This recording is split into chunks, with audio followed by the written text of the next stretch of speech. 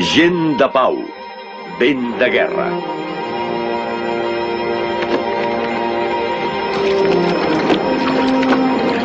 A l'època d'Octavi August tingué lloc el naixement del cristianisme, que fou predicat pels deixebles de Crist a Roma i va arribar més tard a Espanya. Els primers predicadors venien segurament del... Ai, quin mareig! Del nord d'Àfrica, enviats per Cebrià, bisbe de Cartago. Ai, mare... Els vostres déus només són trossos de pedra freda. Tenen peus i no caminen. Tenen orelles i no hi senten. Tenen boca i no parlen. Tenen ulls i no hi veuen.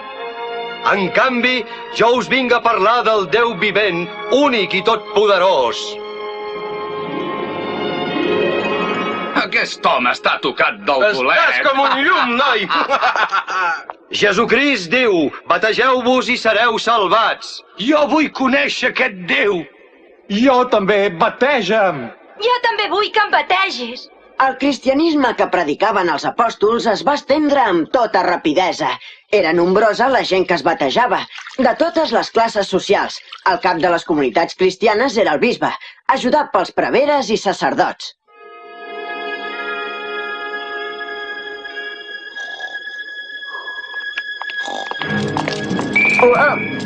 Aquí, el cristià és aquí dintre.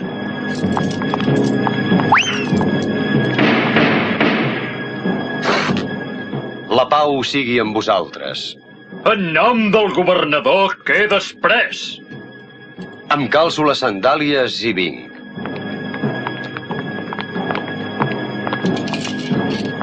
O sigui que els nostres déus són falsos? Només hi ha un sol Déu veritable, el cristià. Per tant, el nostre emperador no és Déu. No, no és Déu, és un home com un altre. Si vols que no et passi res, crema encens en honor de l'emperador.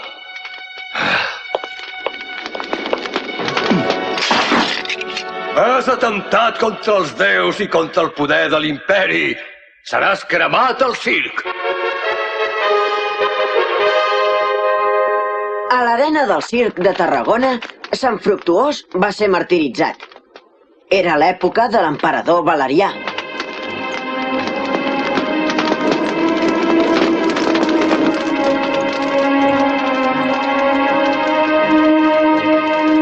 La persecució més forta va ser la de l'emperador Dioclecià, l'any 304, en la qual hi va haver molts màrtirs catalans. Santa Eulàlia va ser crucificada, Sant Cugat decapitat, Sant Feliu llançat al mar. Malgrat les persecucions, el cristianisme anava agafant cada vegada més força. Constantí, l'any 313, amb l'edicte de Milà, va permetre el cristianisme, que anys més tard va ser declarat religió oficial de l'imperi, però l'imperi trontollava des de feia temps. L'any 395, l'emperador Teodosi va dividir l'imperi romà entre els seus fills en dues grans parts, que mai més no es tornarien a unir, l'Orient i l'Occident. Però a Occident van començar moltes lluites entre els generals. Tots volien proclamar-se emperador. Ara en venia un i s'asseia al tron. De seguida era derrotat per un altre. Això produïa guerres entre els mateixos exèrcits romans. I mentrestant, l'imperi s'arruïnava. No! Prou! A més, un altre perill amenaçava l'imperi. Els bàrbars. Els bàrbars eren pobles que habitaven la Germània i no parlaven llatí. Tu, on vas per aquí? T'he preguntat on vas. Vaig boig buscant un bacó al blat. Aquest sòmines està buscant un bacó. Va, que verboteja aquest salvatge. Vés a buscar el bacó al teu poblat. Bàrbar!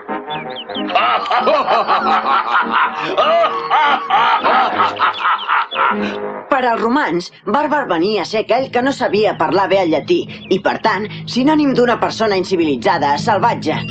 Els bàrbars vivien al mig del bosc, del pillatge, de la caça i de la cria del bestiar.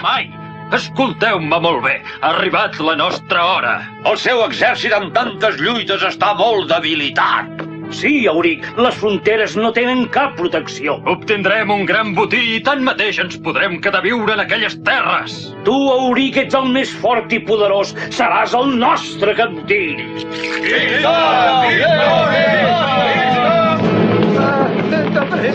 Les incursions bàrbares cada vegada eren més freqüents i arribaven més endins de l'imperi. La gent tenia por dels bàrbars. Corrien espaordits i intentaven salvar tot el que podien. La majoria de les ciutats s'havien empobrit. Fixeu-vos en Tarragona. Venim a cobrar l'impost per mantenir l'exèrcit imperial. No en tinc de diners. Sóc pobre. Vinga!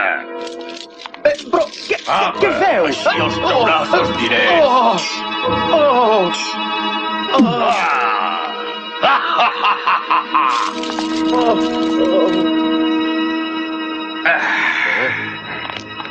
Vinga, els diners, de pressa!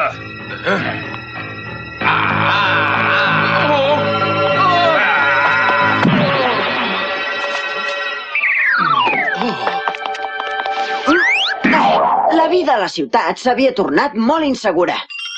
Em sap molt de greu haver de deixar-ho tot. La gent se n'anava al camp, on es vivia més tranquil·lament. I de mica en mica, les ciutats anaven quedant despoblades.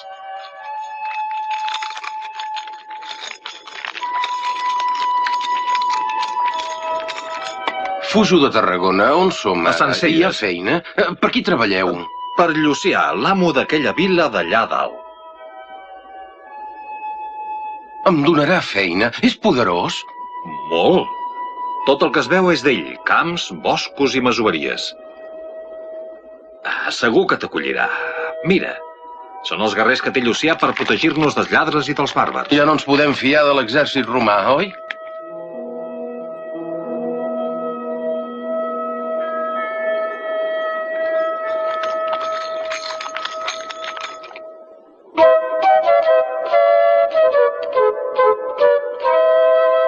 L'amo vivia a les dependències principals de la vila, que eren molt luxoses i ricament decorades.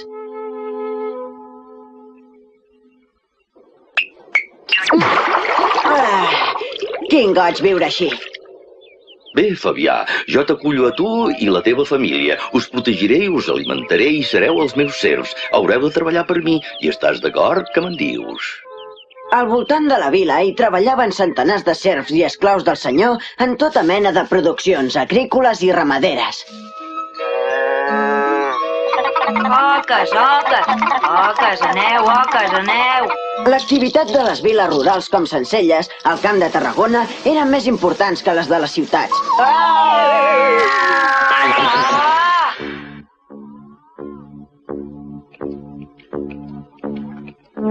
El poble bàrbar dels visigots, després de travessar els Pirineus, va entrar a la península Ibèrica. El comandava el seu rei Ataúl, que era casat amb Gala Placídia, germana d'un emperador romà.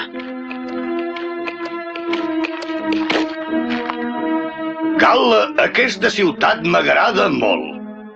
Es diu Barcelona. Té unes muralles molt fortes, amb més de 70 torres. En farem la capital del nostre regne. L'any 476, Roma cau en poder dels bàrbars i l'imperi queda destruït. L'antic imperi romà queda fragmentat.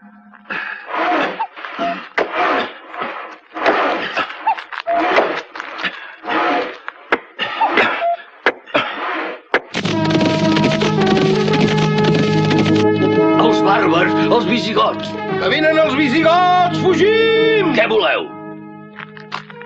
Tranquilitat, no cal que fugiu. Aquest país és prou gran com perquè hi capiguem tots. Nosaltres els visigots i vosaltres els hispanoromans. Nosaltres manarem i serem els guerrers. Vosaltres podreu conservar les vostres terres i comerciar, i ens pagareu tributs, naturalment. Els hispanoromans us regireu per les vostres lleis i nosaltres per les nostres. I la religió? Nosaltres som catòlics i vosaltres arrians. No us preocupeu, cada poble tindrà la seva religió. Tot i que tenien cultures diferents, els hispanoromans i els visigots van conviure pacíficament. Els costums i les lleis dels bàrbars no eren tan refinats com els dels hispanoromans.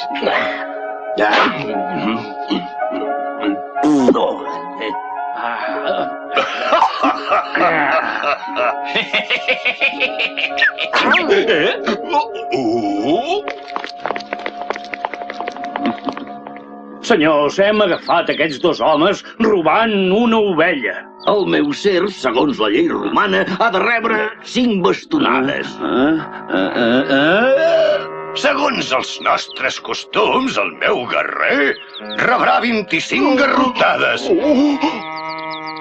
Bufa! Sort que no ens regim per les lleis dels visigots. Després de Taulf, els visigots es van agrupar cap al centre d'Hispània, van establir la seva capital a Toledo i van procurar mantenir la península ibèrica unificada. Per això, els reis es van convertir a la religió catòlica i dictaven lleis juntament amb els bisbes, en els famosos concilis de Toledo. Els visigots ens van deixar alguns temples com les magnífiques esglésies del que fou bisbat de Terrassa. Som a l'any 711. Un greu perill amenaçava el regne visigot, els musulmans. Després d'haver ocupat el nord d'Àfrica, els àrabs van passar l'estret per ocupar Hispània. Van derrotar l'exèrcit visigot prop del riu Guadalete. En menys de 6 anys, els àrabs van conquistar tota la península ibèrica. Bisbe Pròsper, els àrabs s'acosten a Tarragona. Oh, fugim! Cap al Pirineu, però enduguem-nos l'urna amb les relíquies de Sant Fructuós. Tornarem! Endavant! I així, amb la invasió dels musulmans, comença un dels períodes més apassionants de la història de Catalunya.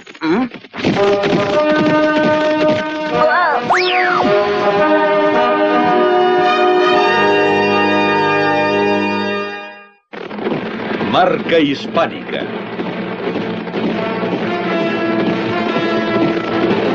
L'any 711, els àrabs van conquerir tota la península ibèrica i més de la meitat de França. I ho van fer en pocs anys, i gairebé sense trobar cap mena de resistència. En van caldre vora de 800 per treure'ls. Eren guerrers de plana i desert, i no van dominar mai les muntanyes. Molts visigots i hispanoromans es van refugiar a la serralada cantàbrica, als Pirineus o en terres dels francs. Palà i Covadonga va vèncer els moros l'any 718 i Carles Martel els va derrotar a Poitiers al 732. La reconquesta comença. Si bé Astúries va ser obra dels visigots, a Catalunya ho va ser dels francs.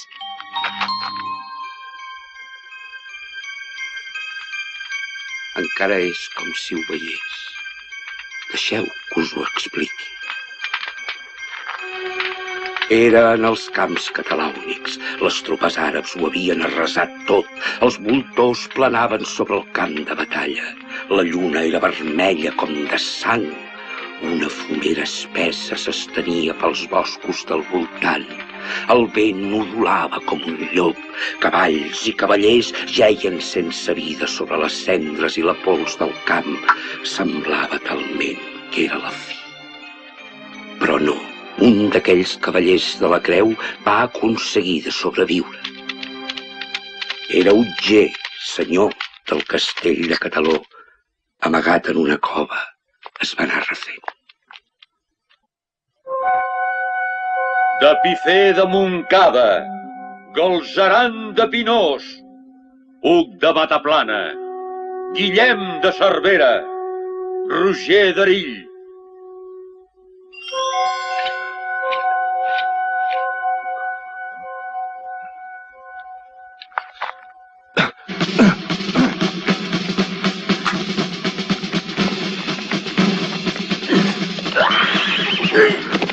Tots ells han escoltat el so del corn que ha travessat valls i muntanyes.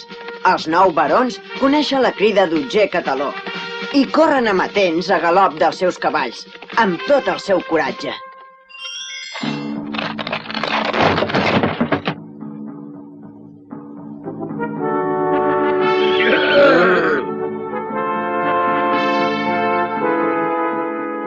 Déu-vos guard, nous barons, paladins de la fe. El cel us ha destinat a foragitar els moros d'aquesta terra. Guerra a l'infidel! Guerra! Guerra a l'infidel! I un poderós exèrcit va emprendre la lluita. Aviat es va formar un exèrcit formidable. Utger Cataló hi anava al davant. Conta la llegenda que van penetrar per les ribes. La llegenda d'Utger Cataló i els 9 barons de la fama és el símbol de la resistència catalana. Tots els orígens tendeixen a ser llegendaris. El que cal és distingir ben clar... Mireu, que bufons! Com escolten. Bocabadats. Bé, com us anava dient, el que cal és distingir prou clar el que és història del que és llegenda. Els cristians es van estendre seguint les valls pirinenques i van fundar diferents comtats amb l'ajut i sota el poder de Carlemany, fins a constituir la marca hispànica. En aquelles valls pirinenques d'Aran, la Cerdanya i el Capcir va començar la nostra reconquesta. Ui, bufa, com pesa això? Ho he portat per ensenyar-vos-ho. És el mapa de l'imperi anomenat Carolingi. És enorme. I mireu si n'era de gran. Aquí hi haurà la marca hispànica. Carlemany sabia que el nou imperi que ell volia fundar a Europa només es mantindria segur si era prou fort per resistir als atacs exteriors. Per això va establir les marques, territoris de frontera, governades per un marquès o per un comte. Estaven defensades per castells i torres fortes. Al seu davant era terra de ningú. Més enllà, els enemics. Aquí podeu veure la marca de Soràbia, la bretona, la danesa, l'oriental, la panònica i la hispànica.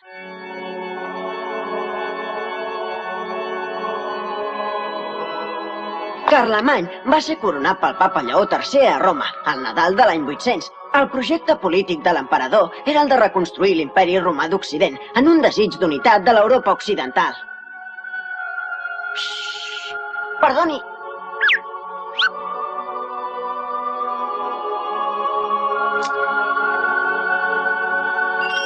L'objectiu de Carlemany, al sud dels Pirineus, és Barcelona. Una ciutat forta per les seves muralles, i ara en poder dels àrabs.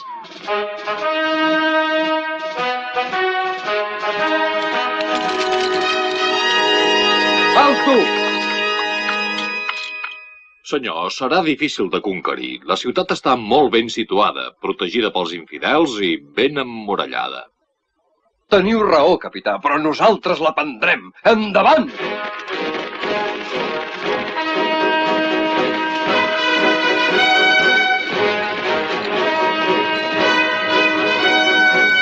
Llanceu!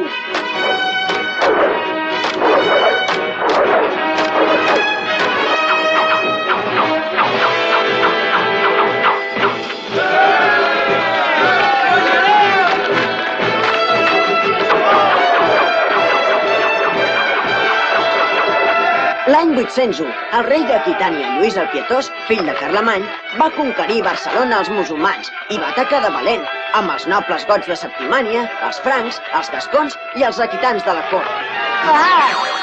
Aquesta presa de Barcelona ens ha deixat com a record la rondalla del gegant del Pi.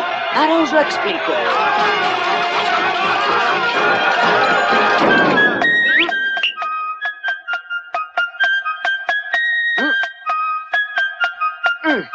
Diuen que a muntanya hi vivia un gran gegant anomenat el Fort Farell. Ara balla el gegant del Pi, ara balla pel camí.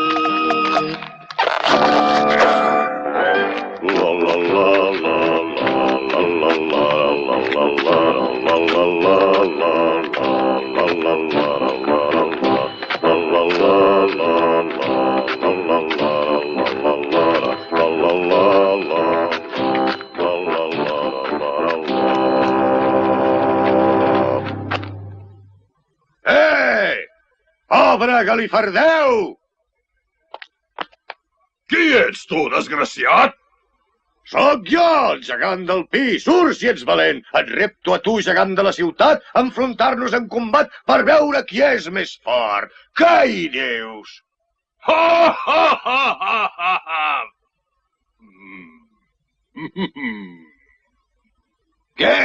Què t'hi jugues? No en tinc ni per començar. Ah, no? Doncs per què no t'hi jugues la ciutat de Barcelona? D'acord, ara baixo. El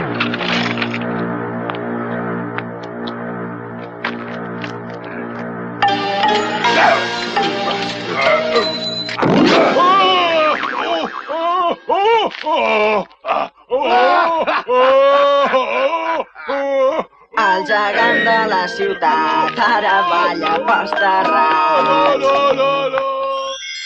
D'ençà de la reconquesta de la ciutat, s'institueix el Comtat de Barcelona, que fixa els límits més avançats de la marca hispànica.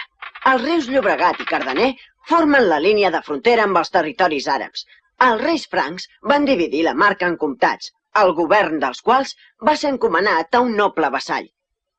A canvi de protecció i sosteniment, us prometo vassallatge, fidelitat i serveis militars. Per força ha d'estar en aquesta caixa.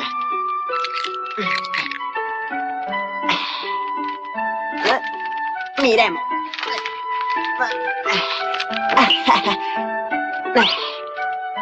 Aquesta és la llista dels comtes de Barcelona. El primer va ser Narnà, del 801 al 820. Després Rampó. Ui, en són molts. Ara que hem incorporat els comtats, hem d'unificar el país. I què hi dirà el rei? Carles, el rei franc, no hi va dir res i va acceptar també que Guifré establís la dinastia de la Casa de Barcelona, que va governar Catalunya més de 500 anys.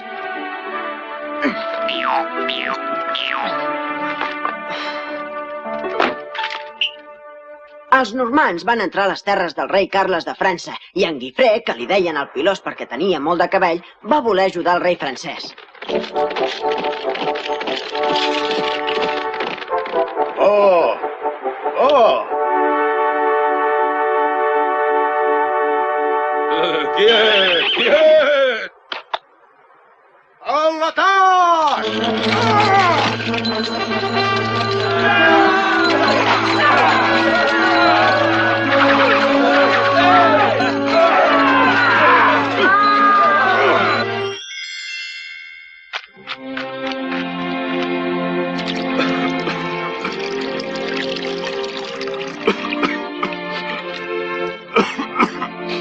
No em fa patir el cop de llança, sinó veure el meu escut sense un blasó que mostri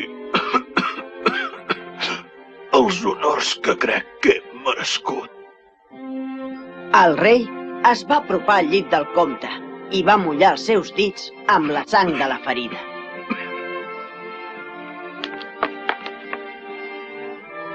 Guifré, 12è comte de Barcelona. Us heu ben guanyat el blasó.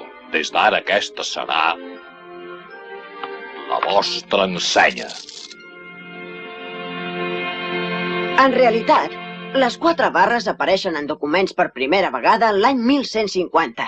Guifré potser no va lluitar mai contra els normands. El que se sap segur és que ho va fer contra el governador àrab de Lleida i que va ser ferit o mort. La llegenda de les 4 barres de sang és tardana, data de mitjan segle XVI. Els escriptors romàntics la van trobar tan bonica que la van popularitzar. Què seria un poble sense llegendes ni tradicions? En el proper episodi veurem com es va repoblar la Catalunya Vella i com els comtes de Barcelona es van alliberar del vassallatge amb els reis francs. El naixement d'una nació. Des de l'any 878, Guifré el Pilós governava els comtats orientals de la marca hispànica, que quedaven força aïllats dels de la part occidental. Els de les valls de les dues Nogueres, el Pallars i la Ribagorça, van dependre dels comtes de Tolosa en determinades èpoques. La seva parla derivava de l'èuscar, fins que...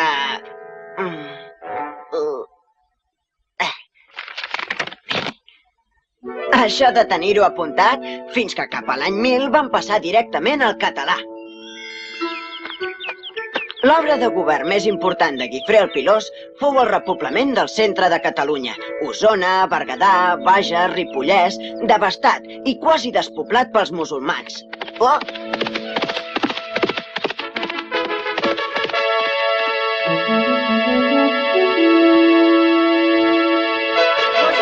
Escolteu! Escolteu tots! En nom de Guifré, comte de Besalú, de Barcelona i Girona, de Cerdanya i d'Urgell, es fa saber que tota la gent que es vulgui establir en terres de la vall del Cardener les tindran i posseiran de ple dret amb els impostos molt rebaixats. Es fa saber també que no es pagarà altre cens que els delmes, les primícies i les ofertes degudes a l'Església. Tot això es fa públic en nom Ei, de Balàs, Guifré, què et comte sembla? de Besalú, Hi de vols Barcelona, anar? Girona, de Cerdanya i d'Urgell. Doncs sí, anem-hi. Au. Ens n'anem a Cardona. Que hi aniràs, tu també? Em penso que sí. Ja ens hi veurem, si Déu vol. Catalunya es va poblar de gent que venia d'arreu i s'hi van reunir homes i dones de diverses procedències i races.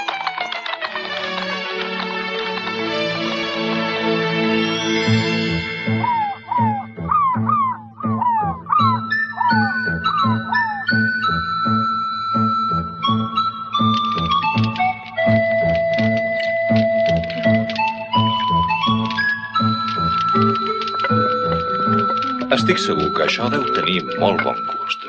Prova-ho. T'agrada? Sí, en vull més. No, no, no, no.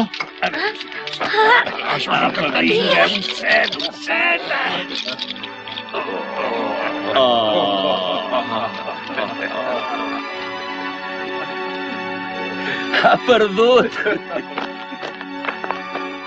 Anem, Vitaric. Sí. Aquest que ara arriba acompanyat per uns monjos i uns soldats és un vicari, que no té res a veure amb els vicaris d'avui dia. Era un càrrec civil molt important. En aquella època era el representant del responsable de la repoblació de la comarca i feia i desfeia com millor li semblava. Escolteu tots, us donarem protecció, seguretat i defensa, però a canvi vosaltres haureu de contribuir a la construcció del castell i treballareu un dia a la setmana, per torns. El dijous tindreu permís per quedar-vos tota la sal que pugueu agafar d'aquesta muntanya. Aquesta serà la vostra paga. Creiem que és un tracte generós.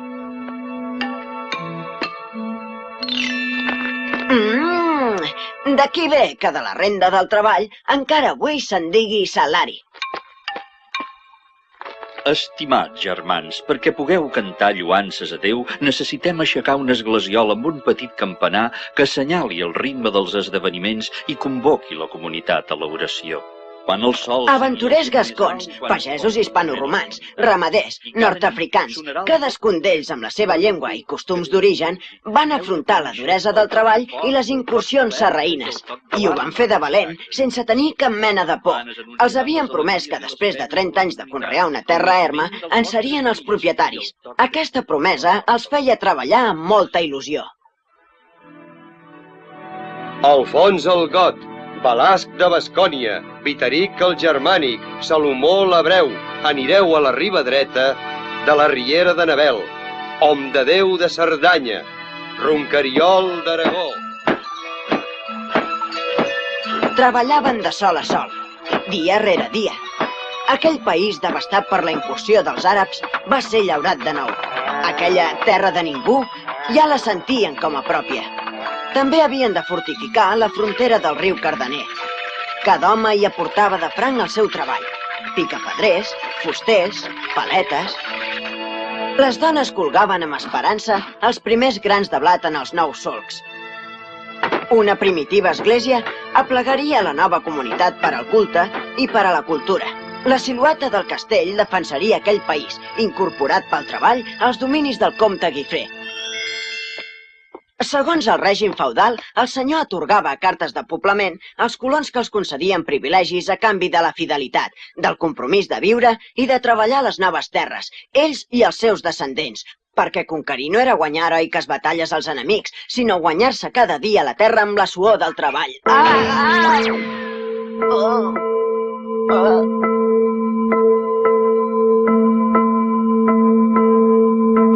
Un, dos, tres, dreta, esquerra, per sota. Un, dos, tres, esquerra.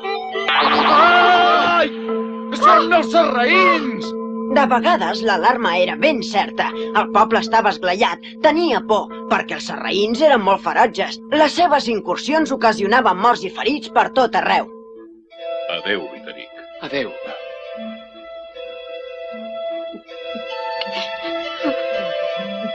Ja no podem aguantar més. Els atacs dels sarraïns ens han decidit. Anem a provar fortuna en un altre lloc on no hi hagi tant de risc. I vosaltres? Nosaltres ens quedem. Estem cansats i passem gana, però crec que ens en sortirem. Qui dies passa, anys empeny. Adéu, Vitaric, adéu! Bona sort! Cardona es troba a l'eix Llobregat-Cardener, que és la línia divisòria entre les dues Catalunyes. Al nord, la Catalunya vella. Al sud, la que serà, després de 2 segles de conquestes i repoblaments, de lluites i sofriments, la nova. Si ens fixem en els pobles que conserven el topònim de Castell, veurem que segueixen la frontera de la marca hispànica. Castellbisbal, Castelllledral, Castellvell, Castelldefels, Castellà, Castellterçol, Castellcí... Veieu com van seguint aquesta línia? Ara us parlaré del net de Guifré el Pilós, Borrell II, un altre gran home de la nostra història. La seva política va tenir com a finalitat el manteniment de la pau, mitjançant les bones relacions amb els grans poders. El carolingi ja en decadència, el del califat de Còrdova, en ple apogeu, i el del papa de Roma, cada vegada més influent a Europa. Ara us ensenyaré una esplendorosa sala de palau on Borrell II serà investit com a marquès. Ah, atenció, trec la cortina i... Borrell II ret homenatge al rei. Vull ser el vostre vassall.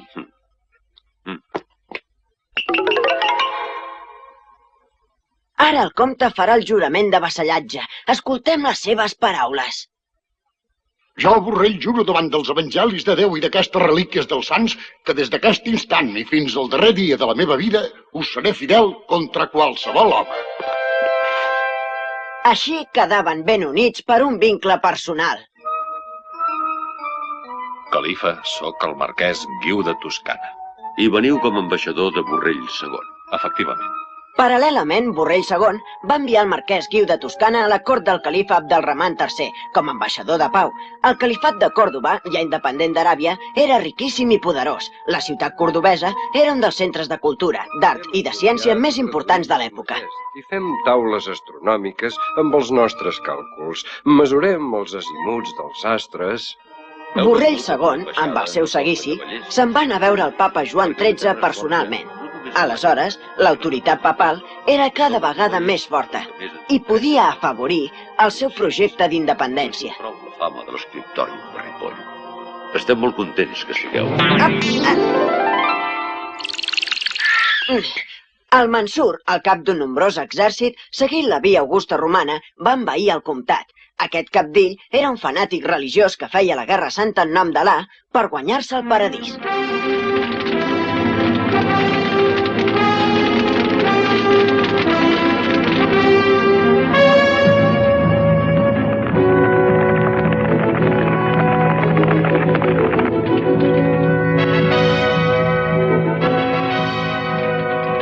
La ciutat de Barcelona va ser completament arrasada i saquejada. Borrell II va demanar ajut a Lotari, però el rei Franc es va fer el sord, malgrat les seves obligacions feudals. El Mansur va deixar un rastre de foc i desolació al país. Tot era cendra i runes. Però damunt d'aquelles cendres que encara fumejaven, renaixeria Barcelona. No era la primera vegada, ni malauradament seria l'última. La ciutat va ser reconstruïda amb una ferma voluntat de continuïtat. Tothom hi va ajudar sense queixar-se gaire. Senyor, ha arribat un missatge del rei Hug Capet, nou rei de França. La misericòrdia de Déu ens ha atorgat el reialme de França. Si voleu, doncs, conservar la fidelitat que ens vau prometre, presenteu-vos davant nostre abans de Pasqua. Però què s'ha cregut el rei Hug Capet? No penso pas enviar cap legat, i molt menys anar-hi en persona, ni abans ni després de Pasqua. I tenia tot el dret. El vincle es trenca quan el senyor no ajuda el vassall que s'ha encomanat a les seves mans. La independència de Catalunya va començar de fet amb la ruptura dels lligams de vassallatge. L'any 988, és a dir, fa 1000 anys exactament. La sobirania de Catalunya no va començar amb cap victòria gloriosa ni amb manifestacions triomfals. Va ser un acte de fermesa de Borrell II. Des d'ara ja no seria comte per gràcia o favor del rei de França. Borrell II seria comte per propi dret. Ara el sentirem. Jo, Borrell, per la gràcia de Déu, duc de Gòtia i marquès, assumeixo la tasca de fermar aquesta terra i de vetllar per tota la seva gent. Fixeu-vos-hi, Borrell II es dona a si mateix el títol per la gràcia de Déu. Així expressa la seva sobirania, la seva independència del rei Franc, és a dir, la seva responsabilitat envers la terra i la gent que té encomanada. Aquest territori ja no és la marca hispànica dels francs, sinó un país nou, una nació, la dels catalans, que més endavant es dirà Catalunya. Oliva, pare de la pàtria.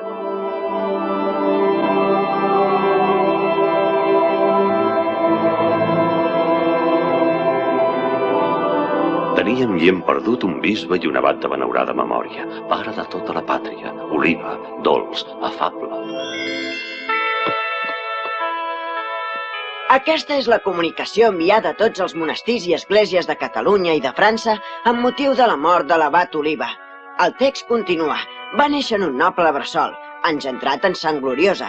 Ell, des que era petit, va aprendre les sagrades lletres. Doneu la bona nova al comte de Besalú. Digueu-li que és pare d'un altre nen, el tercer dels seus fills. Oliva va néixer a la Cerdanya l'any 971, del llinatge de Guifré el Pilós i de Borrell II. El vostre fill. Els seus pares eren Oliva II, de sobrenom Cabreta, i la comtessa Ermengarda. Pa. Que n'ets de bufó, ho acabes de mullar tot.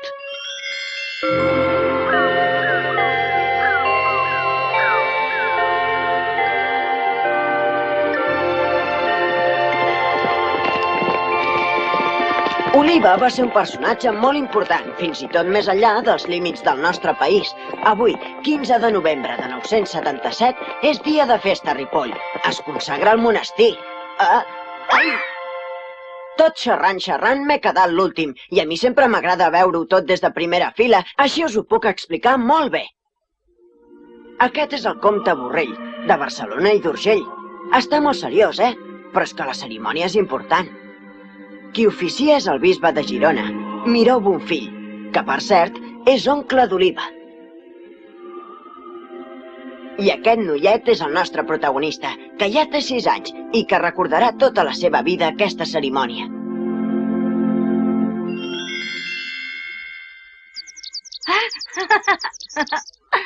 Va, Oliva, no badis, no t'encantis. Ara continuarem amb el llatí. El bisbe de Girona va educar el seu nebot. Els estudis que avui serien universitaris es deien trivium i quadrivium. El primer comprenia gramàtica, retòrica i dialèctica. El segon, aritmètica, geometria, astronomia i música. 7 matèries. Potser per això, d'un que sap moltes coses, en diuen uns 7 ciències. Ho sento, amic, però saps? Tinc molta gana.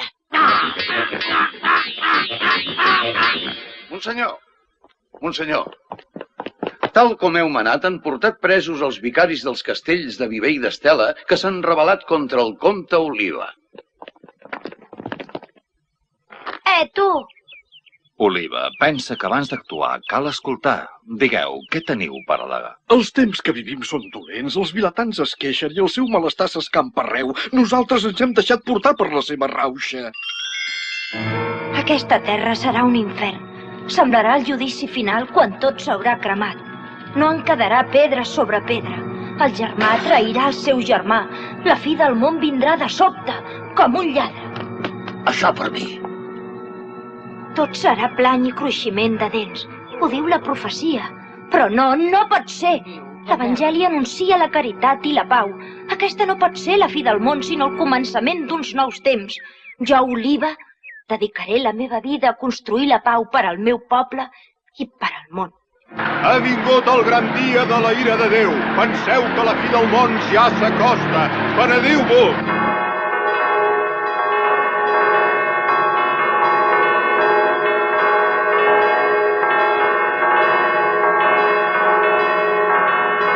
Els predicadors van profetitzar que el món s'acabaria l'any 1000, però als monestirs la vida continuava com abans, tranquil·la i assossegada. El treball manual, rebutjat en aquells temps per la gent noble, aquí era valorat. Els monjos treballaven de sol a sol, tant amb les mans com amb la intel·ligència. Tenien 1.500 hores d'estudi i de lectura a l'any. Feien de fusters, d'escultors, d'orfebres, per tal de poder-se mantenir ells mateixos.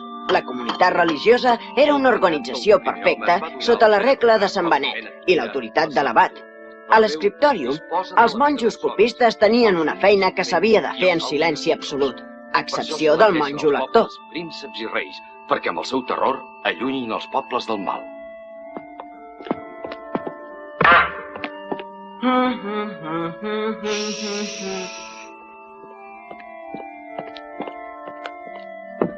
Els monjos copiaven els llibres que contenien el llegat cultural dels antics i ho feien en llatí, que era la llengua considerada comuna arreu d'Europa.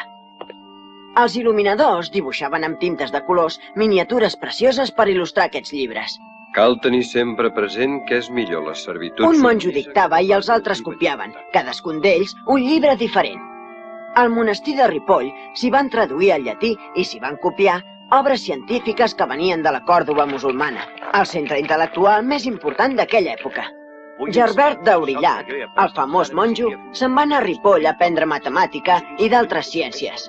A través d'aquest monestir ens van arribar els coneixements de geometria, astronomia, l'astrolabi, la numeració aràbiga i segurament també el número 0.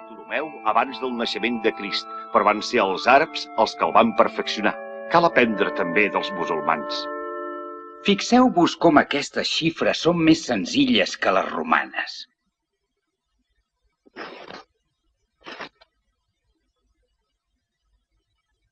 Certament és molt enginyós. Més enginyós és encara el número 0, Gerbert. Gerbert d'Aurillac va estendre per Europa tots aquests coneixements i va arribar a ser papa amb el nom de Silvestre II. Va ser el papa de l'any 1000. D'Itàlia van venir les notes musicals.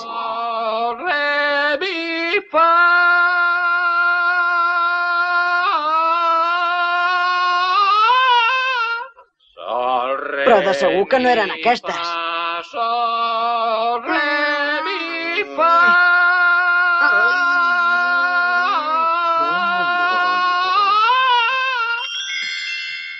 Es pot dir que la cultura es va mantenir viva gràcies als monestirs. Catalunya es trobava en una cruïlla, la de l'avançat món àrab i la de l'europeu cristià. Es va convertir així en un gresol de cultures. Oliva va veure la importància de desenvolupar des de l'Església una obra cultural. Germans meus, he arribat a l'edat de la maduresa. Ja tinc 31 anys. En ple convenciment, he decidit de renunciar a tots els meus béns i títols de noblesa i fer-me monjo del monestir de Santa Maria de Ripoll i seguir la regla de Sant Benet. No és perquè em correspongui a la meva família, ja que el nostre germà Berenguer ja és bisbe d'Elna. Ho faig per vocació. Germà nostre, si és per haver escoltat la crida de Déu, que tot sigui tal com tu vols i per major glòria seva. Oliva tenia 31 anys i es trobava a la plenitud de la seva vida. 6 anys després d'aquesta decisió, morien els abats de Ripoll i Cuixà. Per aclamació de tots nosaltres, et preguem que vulguis acceptar el nomenament d'abat dels monestirs de la Verge Maria de Ripoll i del gloriós arcàngel Sant Miquel de Cuixà. La tasca d'Oliva com a abat de Ripoll i de Sant Miquel de Cuixà serà important. Impulsarà aquests monestirs i d'altres com a fogars de la cultura i de les arts i grans centres de religió. Va fundar el monestir de Sant Martí del Canigó en terres de Conflent, sobre la roca viva. Va estendre l'art romànic, la tècnica d'edificar una volta de canó, les cúpules, les criptes. Va fer venir mestres d'obres de Llombardia i Occitània, els quals van enriquir i perfeccionar l'arquitectura i van portar nous enginys a l'art de construir. El romànic català ja no era un art pobre i primitiu, sinó ric i sumptuós. Els temples eren basíliques majestuoses. Els murs interiors d'aquestes basíliques eren pintats de colors vius i plens d'imatges cristianes.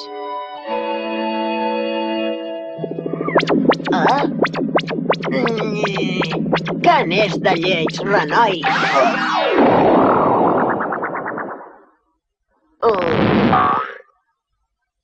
Caram, m'ha agafat ben distret. Oliva va iniciar la construcció de moltes catedrals, esglésies i monestirs com el de Montserrat, que, amb el pas dels anys, ha adquirit un valor llegendari i singular.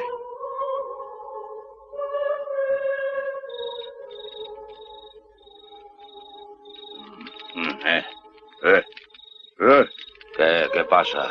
Escolta, tu, no sents uns cants? Diu la llegenda que la imatge de la Verge de Montserrat va ser feta per Sant Lluc i que uns pastors la van trobar. En vostre nom comença nostra història, i és Montserrat el nostre Sinaí. Sieu per tots l'escala de la glòria, eixos penyals coberts de romaní. Aquells pastors van voler traslladar la imatge muntanya avall. Els bous no poden arrossegar el pes!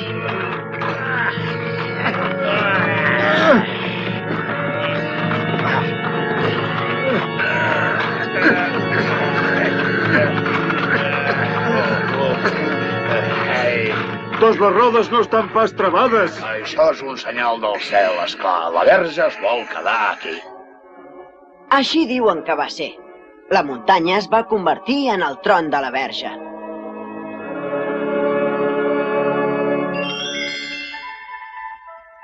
Però parlem de l'abat Oliva.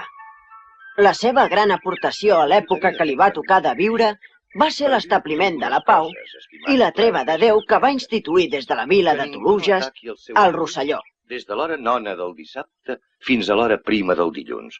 Que ningú no gosi assaltar les esglésies ni les cases situades a menys de 30 passes al voltant. Així, ben quiets, la idea d'Oliva va resoldre els conflictes per mitjà del dret i no pas per la força.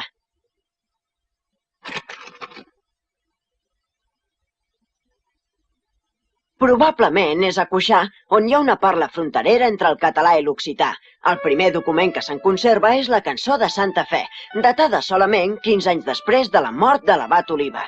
D'aquesta manera va començar el floriment de la llengua catalana. Encomanar al Senyor la ramada que li havia estat confiada. I en caure l'hora nona, emigrar d'aquesta vida.